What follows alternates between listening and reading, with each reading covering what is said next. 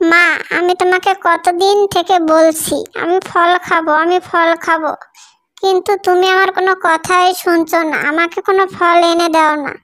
আমি তোমার সঙ্গে আর কোনো কথাই বলবো না, তুমি পচা আম্মু। মা টুকি, আমরা গরিব মানুষ, ফল কেনার টাকা কোথায় পাবো বলো?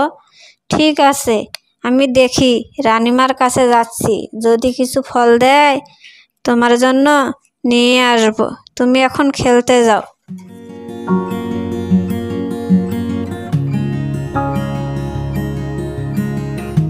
রানিমা, আপনার কাছে এলাম।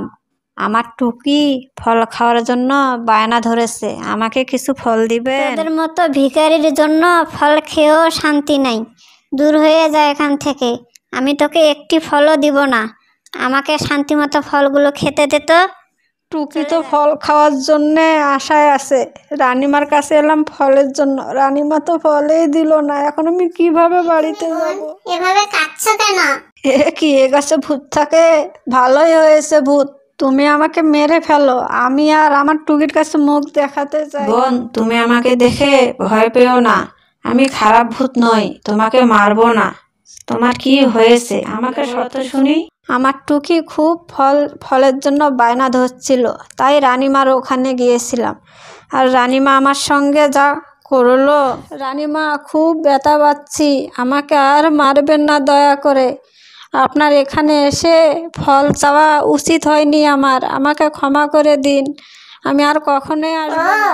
এই কথা, ঠিক আছে বোন, তুমি এখানে অপেক্ষা করো, আমি এক্ষুনি তোমার টুকির জন্য ফল এনে দিচ্ছি।